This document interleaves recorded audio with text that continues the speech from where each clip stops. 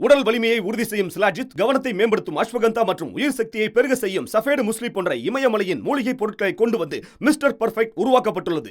ஒவ்வொரு முறை உட்கொள்ளும் போதும் உடல் சக்தி, வலிமை மற்றும் மன வலிமை உறுதி செய்யப்படுகிறது. மா நேச்சுரல்ஸ் மூலம் மகிழ்ச்சியான தலைமுறைகள் உருவாகிறது. இப்போது மிஸ்டர் பர்ஃபெக்ட்டுடன் உங்கள் தலைமுறையும் வலிமையாகட்டும். எங்கள் வெப்சைட்டில் இருந்து உடனே ஆர்டர் செய்யுங்கள். வாட்ஸ்அப் எண்ணிலும் தொடர்பு கொள்ளலாம்.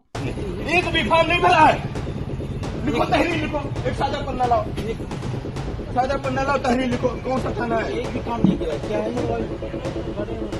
तहरीर लिखो। ये विकास विभाग के जितने तुम लोग हो ना, तुम लोग एक भी काम नहीं करते। केवल फ्री का पैसा, केवल फ्री का पैसा। छोड़ दो, ना नौकरी काम नहीं करना है तो। வணக்கம். எஸ்ஐஆர் எந்த அளவில் பிஎல்ஓக்களுடைய உயிரை காவாங்கிக் கொண்டிருக்கிறது என்கிற இந்த விஷயத்தை மிகவும் ஆழமாக நீங்கள் பார்க்க வேண்டும். சற்று முன் நீங்கள் பார்த்த இந்த வீடியோவில் எப்படி ஒரு பிஎல்ஓவை உயர் அதிகாரி மிரட்டுகிறார், சிறையில் அடைக்கக்கூடிய வேலையை அந்த மிரட்டலை கொடுக்கிறார், எஃப்ஐஆர் வரை இந்த விஷயம் போயிருக்கிறது. ஒட்டுமொத்த விஷயத்தை நீங்கள் ஆழமாக பார்க்க வேண்டும். இந்த இடத்தில் எஸ்டிஎம், உத்தரப்பிரதேசத்துடைய எஸ்டிஎம் ஒரு பிஎல்ஓவை எப்படி மிரட்டியிருக்கிறார் நீங்கள் பார்த்தீர்கள்னா, வெறும் இலவசமாக சம்பளத்தை எடுப்பதற்காக மட்டுமே நீங்கள் வருகிறீர்கள், வேலை பார்க்க இஷ்டம் இல்லை என்றால் வெளியேறு. எப்படி வெளியேற விடும்? உன் மேலே நான் எஃப்ஐஆரை போட போகிறேன். அந்த வீடியோவை மறுபடி பாருங்கள். ஃபோன் பண்ணி போலீஸுக்கு கூப்பிட்டு அந்த பிஎல்ஓ ஆஃபீஸர் மீது எஃப்ஐஆர் போட சொல்லி ஒரு அழுத்தத்தை கொடுத்த இந்த எஸ்டிஎம், ஒரு கலெக்டர், எந்த அளவில் பிஜேபி, எந்த அளவில் தேர்தல் ஆணையம் தன்னுடைய ஓட் வங்கிக்காக, தன்னுடைய லாபத்திற்காக எத்தனையோ அப்பாவி பிஎல்ஓக்களுடைய உயிரை காவாங்கி விட்டது, அதை நீங்கள் பார்க்க வேண்டும். அதற்கு முன்பு இந்த வீடியோவை முழுமையாக பாருங்கள். एक भी फॉर्म नहीं भरा है। लिखो, तहरीर लिखो। एक सादा पन्ना लाओ, सादा पन्ना लाओ, तहरीर लिखो। कौन सा थाना है? एक भी काम नहीं किया। क्या है तहरीर लिखो। एक पन्ना लाओ, तहरीर लिखो तत्काल। और उसमें ये भी लिखना कि विभागीय अधिकारी वीडियो इन लोगों के द्वारा कोई सहयोग नहीं किया गया, इसलिए 0। इनके खिलाफ भी, इनके दोनों लोगों के मुकदमा लिखो। लिखो, लाओ तहरीर लाओ। नहीं, एफआईआर करिए इसमें कोई भाई, तुम क्या हो? बदनाम लाओ, ये लाओ। राज सेवक हो, रोजगार सेवक हो तो क्या हो गए? क्यों नहीं काम कर रहे हो? लाओ तुम। ये विकास विभाग के जितने तुम लोग हो ना, तुम लोग एक भी काम नहीं करते। केवल फ्री का पैसा, केवल फ्री का पैसा। छोड़ दो, ना नौकरी काम नहीं करना है तो। केवल सरकार का पैसा ले रहे हो ना, तो सरकारी काम क्यों नहीं करते? और सरकारी काम नहीं करना है तो छोड़ दो नौकरी। மத்திய பிரதேசத்தை சார்ந்த ஒரு பிஎல்ஓ இதே போன்ற ஆஃபீஸர்களுடைய அழுத்தத்தை பொறுத்து கொள்ள முடியாமல் தூக்குமாட்டி இறந்து போனார், சூசைட். ராஜஸ்தானை சார்ந்த இன்னொரு பிஎல்ஓ ஆஃபீஸர், இவரும் தற்கொலை. கேரளாவை சார்ந்த இன்னொரு பிஎல்ஓ ஆஃபீஸர், 44 வயது தான், தற்கொலை. பீகாரை சார்ந்த இன்னொரு பிஎல்ஓ ஆஃபீஸர் இதே போன்ற அழுத்தத்தை தாங்க முடியாமல் பொறுத்து கொள்ள முடியாமல் தற்கொலை. வெஸ்ட் பெங்காலில் அங்கேயும் ஒரு பிஎல்ஓ ஆஃபீஸர் தற்கொலை செய்து கொண்டார். இத்தனை தற்கொலைகளுக்கு பின்னாடி என்ன உண்மை, என்ன நடக்கிறது, அதையும் நீங்கள் பார்க்க வேண்டும். பூபேன் குமார் போரா, அசமின் ஒரு தலைவர், இவர் போட்ட ஒரு வீடியோவை உங்களுக்கு போட்டு காட்டுகிறேன், தயவு செய்து பாருங்கள். The election commissioner has announced that anyone arriving in Assam before 2 days of the election, இந்த பயத்தை தான் நாங்கள் தமிழ்நாட்டிலும் நடக்கப் போவதாக கூறினோம். அசாமில் வெளிப்படையாக நடக்கிறது. அசாமின் சீஃப் மினிஸ்டர் ஹேமந்த் பிஸ்வ சர்மா கூறியது என்ன?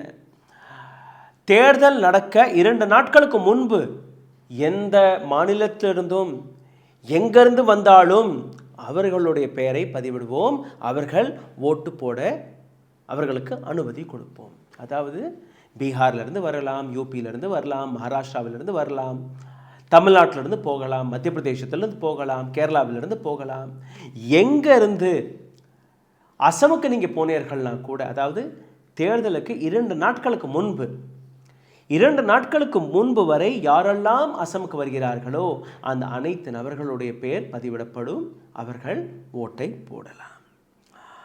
அசமின் சீஃப் மினிஸ்டர் ஹேமந்த் பிஸ்வ சர்மா ஒரு தெளிவான விளக்கத்தை கொடுத்திருக்கிறார். என்ன? 2026 ஆண்டு அசெம்பிளி தேர்தலில் பிஜேபி ஸ்வீப் செய்யும். எப்படி ஸ்வீப் செய்யாது? வந்தேரிகளை கூப்பிட்டு வைத்து, மைக்ரண்ட் ஒர்க்கர்ஸ்களை கூப்பிட்டு வைத்து, டெல்லியில், ஹரியானாவிலிருந்து, உத்தரப்பிரதேசத்திலிருந்து உங்களுடைய பிஜேபி காரியகர்த்தாக்களை கூப்பிட்டு வைத்து ஓட்டு போட வைத்தீர்கள்னா அப்படி தான் நீங்கள் வெற்றி பெறுவீர்கள். காரணம், ஞானேஷ்குமார் தான் சட்டைப்பையில் இருக்கிறார், அவர் தான் பேசவே மாட்டார். ஞானேஷ்குமாரை தான் நீங்கள் விலை கொடுத்து வாங்கி விட்டீர்களே, அதனால்தான். இதற்கு முன்னாடி பிஎல் ஆஃபீஸரை நீங்கள் பார்த்தீர்கள், இப்போது இந்த நபர் பேசுகிறதை பார்க்கிறீர்கள். அந்த இறந்து போன நபர்களுடைய பட்டியலும் நான் உங்களுக்கு எடுத்து காட்டினேன். இந்த வீடியோவில் உங்களை இன்னும் ஆழமாக இன்னும் ஒரு மிக முக்கியமான செய்தி இருக்குது. எப்படி வெஸ்ட் பெங்காலில் இருக்கக்கூடிய 34 லட்சம் நபர்களை நீக்கக்கூடிய வேலையை பார்த்திருக்கிறார்கள். அதற்கு முன்பு ஒரு சிறிய கோரிக்கை. இந்த வீடியோவை நீங்கள் பார்த்து கொண்டிருக்கும் போது தயவு செய்து ஹாய், ஹலோ, வணக்கம் அல்ல இந்த சப்ஜெக்டை பற்றின உங்களுடைய கருத்துக்கள், உங்களுடைய கேள்விகளை எழுதிவிடுங்கள். இதனால் இந்த சேனலை, இந்த வீடியோவை ஏராளமான நபர்களிடம் கொண்டு போய் சேர்க்கலாம். காரணம், கடந்த 30-35 நாட்களாக எங்களை மிகப்பெரிய அளவில் முடக்கக்கூடிய வேலையை பார்த்து வருகிறார்கள். இதிலிருந்து மீட்டெடுக்குவதற்கு இதுதான் ஒரு வழி. இன்னொரு வழி, லைக், ஷேர், சப்ஸ்கிரைப் பட்டனை தட்டி விடுங்கள். இன்னொரு வழி, பொருளாதார ரீதியாக அங்கேயும் எங்களை முடக்கி இருக்கிறார்கள். இதிலிருந்து மீட்டெடுப்பதற்காக அருகே இருக்கக்கூடிய QR கோட், இதை நீங்கள் ஸ்கேன் செய்து உங்களுடைய உதவிகளை அனுப்பலாம்.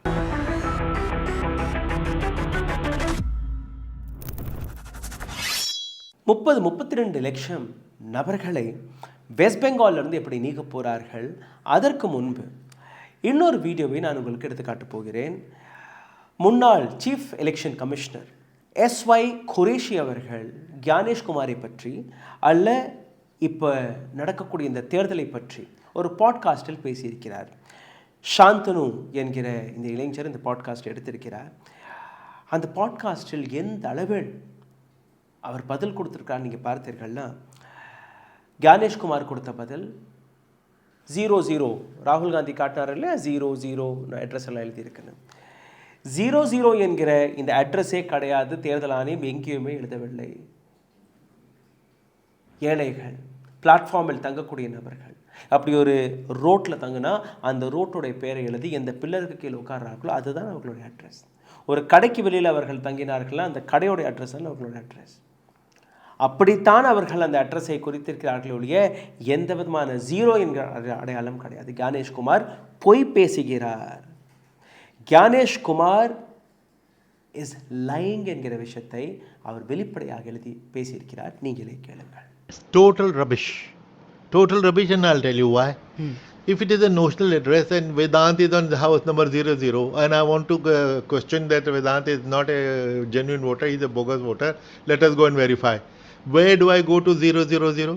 Where is that house number 00 where I can come and cross check? And you know, Harsh Mandar, in our time, Harsh Mandar, who was working for street children and beggars, he came to election commission and he said so many beggars जो homeless हैं वो दुकान के पटरी पे के तख्ते पे सोते हैं.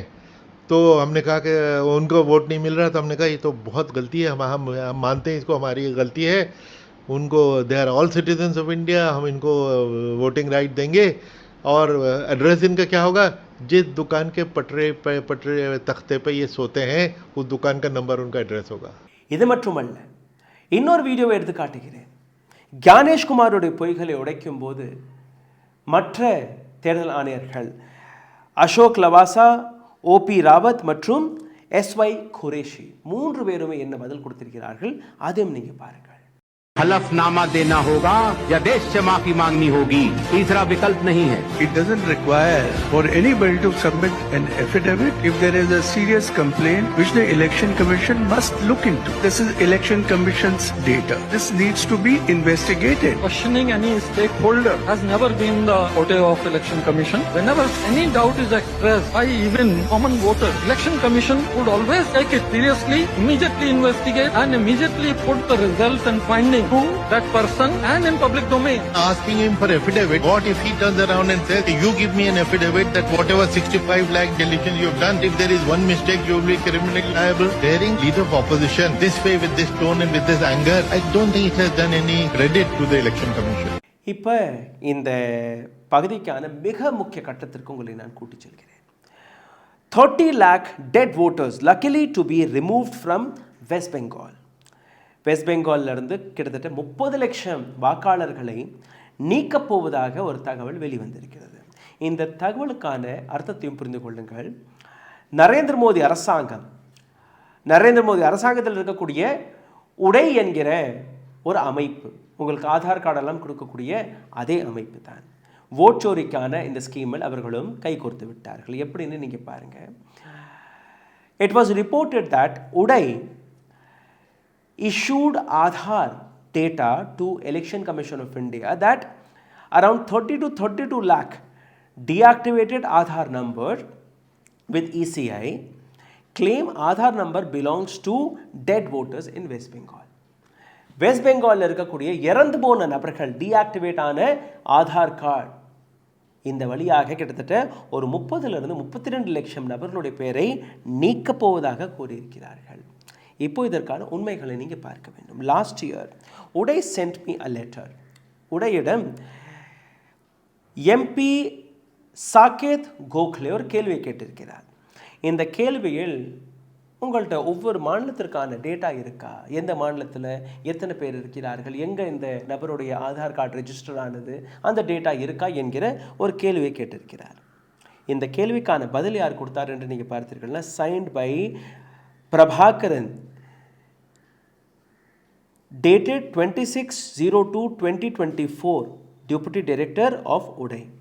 Deputy Director of உடை வழியாக வந்த இந்த பதில். இதை நீங்கள் ஸ்க்ரீனில் பார்க்கிறீர்கள். அவர் கொடுத்த பதில். இதற்கான விளக்கத்தை நீங்கள் பாருங்கள். உடை does not maintain state-wise and region-wise detail for deactivated Aadhaar numbers. Deactivate ஆன ஆதார் நம்பர்ஸ்களை ஸ்டேட் வைஸ் ரீஜன் வைஸ் நாங்கள் சேகரித்து வைப்பதில்லை. எங்கள்கிட்ட அந்த டேட்டாவே கிடையாது. உங்கள்கிட்ட அந்த கடிதம் இருக்குது. அப்போ எப்படி வெஸ்ட் பெங்காலில் மட்டும் நீங்கள் இந்த டேட்டாவை எடுத்தீர்கள்? வெஸ்ட் பெங்காலில் மட்டுமே எப்படி இந்த 32 லட்சம் நபர்களுடைய பேர் வெஸ்ட் பெங்காலை சார்ந்த நபர்கள் தான், இவர்கள் இறந்து போனார்கள், அந்த டேட்டாவை நீங்கள் எடுத்து காட்டுகிறீர்கள்? அப்போது அன்னைக்கு நீங்கள் போய் பேசினீர்களா, அல்ல இன்னைக்கு தேர்தல் ஆணையத்துடன் குஜராத் லாபியுடன் கைகோர்த்து ஓட்டர்ஸ்களுடைய பெயரை நீக்குவதற்காக ஒரு சதி திட்டத்தை நீங்கள் போட்டு விட்டீர்களா? இது மட்டுமல்ல, நேற்று ஒரு வீடியோவை நாங்கள் எடுத்து காட்டியிருந்தோம். இந்த வீடியோவை நீங்கள் பார்த்தீர்கள்னா உங்களுக்கு புரிய வரும். ஆசிஃப் மக்பூல், ராஜஸ்தானை சார்ந்த ஆசிஃப் மக்பூல், இவருடைய வீட்டில் இருக்கக்கூடிய 6 ஓட்டுக்களை ஒரு பிஎல்ஓ அதிகாரி நீக்கிவிட்டார். வீட்டுக்கும் போகலை, ஃபார்மும் கொடுக்கலை, அவருக்கு தகவலும் கொடுக்கலை. 10 நாட்களுக்கு முன்பு இது அறிவிக்கப்பட்டது. 10 நாட்களுக்குள் ஃபைனல் லிஸ்ட்டை தயாரித்து, ஃபைனல் லிஸ்ட்டு டிசம்பர் 4ஆம் தேதி தயாரிக்க வேண்டும். ஆனால் இந்த பெண்மணி, இந்த பிஎல்ஓ ஆஃபீஸர், நாங்கள் ஏற்கனவே ஃபைனல் லிஸ்டெல்லாம் தயாரித்து அனுப்பிட்டோம், இதுக்கப்புறம் திருத்தமெல்லாம் செய்ய முடியாது, உங்களுடைய பேர் நீக்கப்பட்டு விட்டது. அந்த நபர் கதறுகிறார், என் பேரை எப்படி நீங்கள் நீக்கினீர்கள் என்று. ஆனால் இந்த பிஎல்ஓ ஆஃபீஸருடைய அராஜகத்தை நீங்களே பாருங்கள். आप वहाँ गए थे फॉर्म देने? नहीं गए थे, हम आए हैं फॉर्म लेने. आपने नाम किस बेस पे काटा? हाँ, आप हमारे घर नहीं आए हो. अब बताइए, आप आगे बताइए, आपने नाम काटा कैसे? आपने मार्किंग कैसे की? 10 दिन में आपने मार्किंग भी कर दी. बताइए ना, जवाब दो मैडम. घर घर जाके बांटने का काम था, यहाँ ही नहीं रुकने वाले हम. आप वोट काटोगे, पहले आपने इनके काटे तब आपका बड़ा. कहाँ तक जाएंगे? आप बताइए. मैं आपको इतनी सारी वो देने के उसमें नहीं. तो कौन देगा? हम कुछ हमें कुछ चाहिए भी नहीं. हम ये कह रहे एक घर के अंदर आपने सूचना आप ये लो हो, आप नहीं दोगे तो कौन देगा? आप बताइए ना, कौन देगा ये सूचना में? सही तरीके थोड़ी है आपको. ये तरीका ठीक नहीं है मैम. वोट नहीं होगा, वोट काटोगे. आप काम किसके लिए कर रहे हो? गवर्नमेंट के लिए कर रहे हो या किसी और संस्था के लिए कर रहे हो मैडम? काम किसके लिए कर रहे हो? गवर्नमेंट के लिए। गवर्नमेंट एम्प्लॉय हो तो फिर ये किसका काम था कि ये फॉर्म डिस्ट्रीब्यूट करने हैं फील्ड में? बिल्कुल। आपका और उसके साथ में आपका आपको- मैडम मैंने पूछ रहा सवाल को बताइए, आपका काम था, कौन करेगा? आप करोगे। आप घर काम नहीं कराए।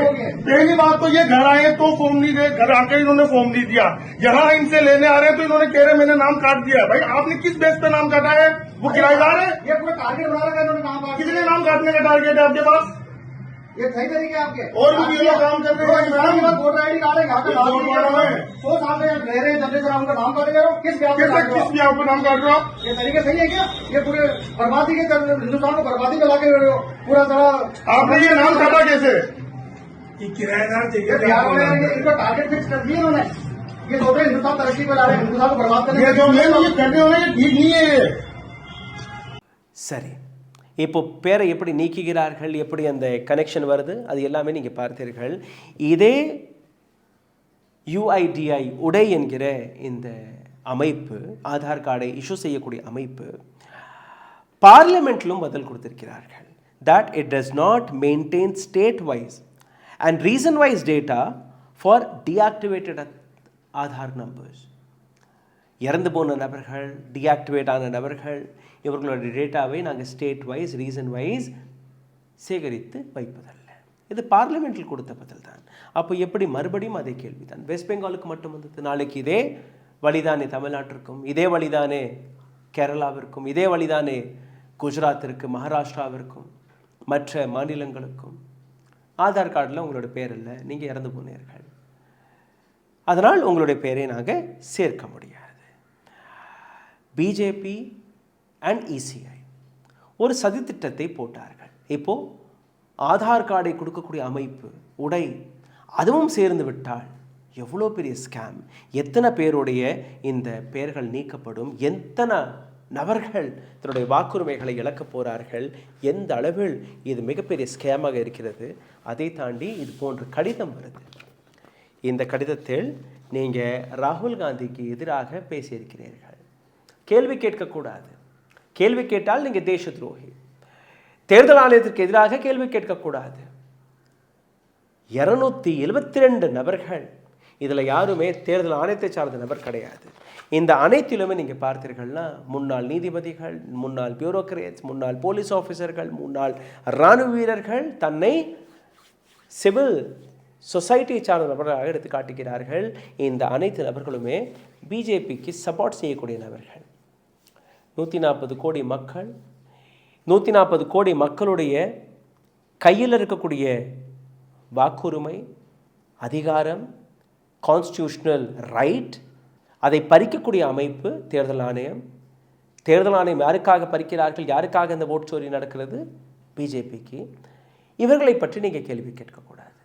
சிந்தித்து பாருங்கள், எந்த விதமான தேர்தலை நாம் பார்த்து வருகிறோம், எந்த விதமான தேர்தலுக்கான ரிசல்ட்டை நாம் பார்த்து வருகிறோம் என்று. இந்த வீடியோ உங்களுக்கு பிடித்திருந்தால் இதை பற்றி உங்களுடைய கருத்துக்களை எழுதுங்கள். லைக், ஷேர், சப்ஸ்கிரைப் பட்டனை தட்டி இந்த வீடியோவை ஏராளமான நபர்களிடம் கொண்டு போய் சேருங்கள். நன்றி, வணக்கம்.